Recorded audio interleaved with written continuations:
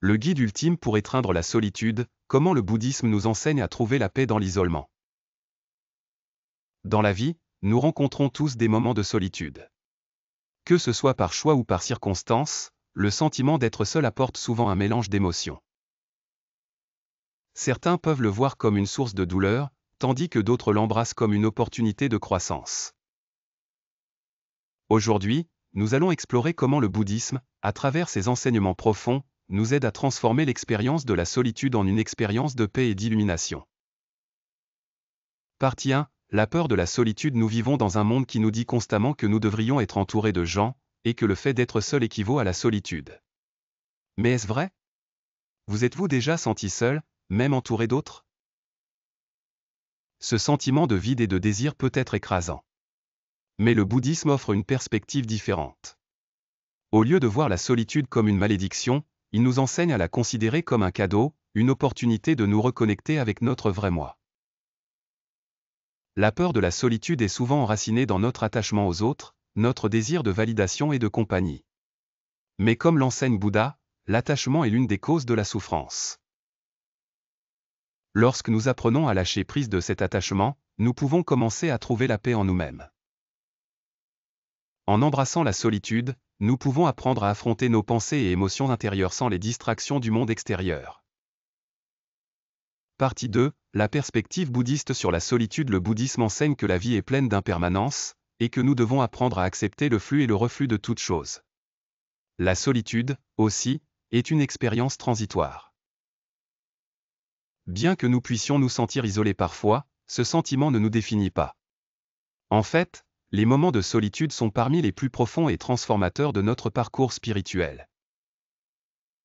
Le Bouddha parlait souvent de l'importance de l'introspection et de la méditation. Ces pratiques ne sont pas seulement des moyens de cultiver la paix intérieure, mais elles nous aident également à comprendre la nature de notre propre esprit. La solitude offre le cadre parfait pour ces pratiques, nous permettant de plonger plus profondément dans nos pensées et de nous connecter avec le calme intérieur. Partie 3. Trouver la paix dans la solitude. Beaucoup de gens redoutent le silence qui accompagne la solitude. Cela peut être inconfortable, troublant, voire terrifiant. Mais lorsque nous apprenons à l'embrasser, nous commençons à découvrir quelque chose de beau. Dans le silence, nous trouvons la clarté. Dans le calme, nous entendons les murmures de notre vrai moi. Le bouddhisme enseigne que l'esprit est souvent encombré de distractions. Notre besoin constant de stimulation et d'interaction nous éloigne de notre vraie nature. La solitude, lorsqu'elle est pleinement embrassée, nous donne l'espace pour nous reconnecter avec notre moi profond. Elle nous permet de laisser de côté le bruit et simplement d'être. C'est là que se trouve la paix. Partie 4. La transformation de la solitude. Imaginez un homme âgé, vivant seul dans un village tranquille.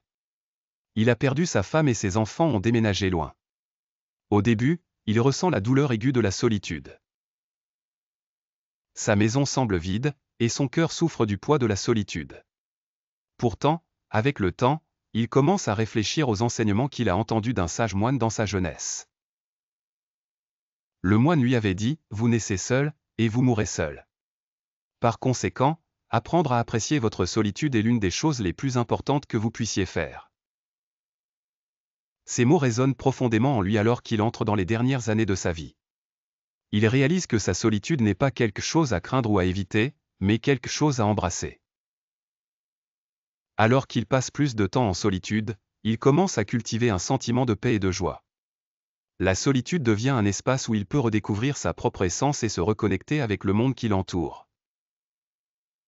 Partie 5. Le pouvoir de l'introspection. La solitude nous offre une opportunité de nous engager dans l'introspection, un aspect essentiel de la pratique bouddhiste. Lorsque nous sommes constamment entourés d'autres, nous avons rarement la chance de nous tourner vers l'intérieur et d'examiner nos pensées et émotions. Cependant, dans la solitude, nous recevons le précieux cadeau du temps pour réfléchir à nos actions, croyances et désirs.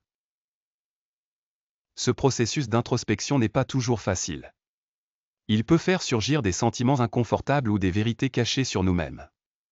Mais le bouddhisme enseigne que faire face à ces vérités est la clé de la libération. Grâce à la pleine conscience et à la méditation, nous pouvons observer nos pensées sans jugement et apprendre à comprendre les causes profondes de notre souffrance. Partie 6. Étreindre le silence. Le bouddhisme nous encourage à embrasser le silence.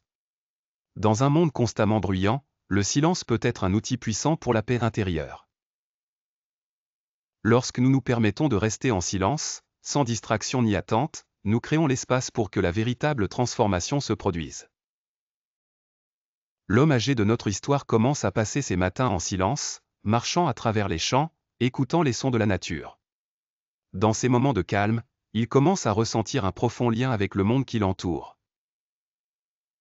Les arbres, les oiseaux, la brise, tout semble lui parler, et il est enfin capable de l'entendre. C'est la magie de la solitude, la capacité d'entendre les murmures de l'univers et de trouver l'harmonie en soi. Partie 7. La joie de la solitude. Au fil du temps, l'homme âgé commence à trouver de la joie dans sa solitude. Il ne la considère plus comme une source de douleur mais comme un temps sacré pour la croissance personnelle et la pratique spirituelle. Il découvre que la solitude n'est pas être seul, mais être présent avec soi-même. À travers des pratiques quotidiennes de pleine conscience et de méditation, il apprend à cultiver un profond sentiment de paix. Il ne cherche plus la validation des autres ni ne remplit son temps de distraction. Au lieu de cela, il trouve de la joie dans la simplicité du moment présent. La beauté d'une seule feuille tombant d'un arbre, le son du vent bruissant à travers les branches, ces expériences simples deviennent des sources d'immense joie. Conclusion, la solitude n'est pas quelque chose à craindre ou à éviter. Grâce aux enseignements du bouddhisme, nous pouvons apprendre à embrasser la solitude comme un chemin vers la découverte de soi et la paix intérieure. C'est dans les moments de calme de nos vies que nous pouvons vraiment nous connecter à notre essence et comprendre la nature de notre existence. En lâchant prise de notre attachement aux autres et en cultivant la pleine conscience, nous pouvons transformer la solitude en une force puissante pour la croissance spirituelle. Alors, la prochaine fois que vous vous trouvez seul, prenez un moment pour apprécier le silence. Embrassez-le. Dans la solitude, vous pourriez juste trouver la paix et la sagesse que vous cherchiez depuis toujours. Note de fin, merci de m'avoir rejoint dans ce voyage au cœur de la solitude. Si vous avez aimé cette vidéo, veuillez aimer, commenter et vous abonner. Continuons à explorer les enseignements du bouddhisme et comment ils peuvent transformer nos vies pour le mieux. La paix et la tranquillité sont en nous tous. Parfois, nous devons juste nous arrêter, écouter et rester immobiles pour les trouver.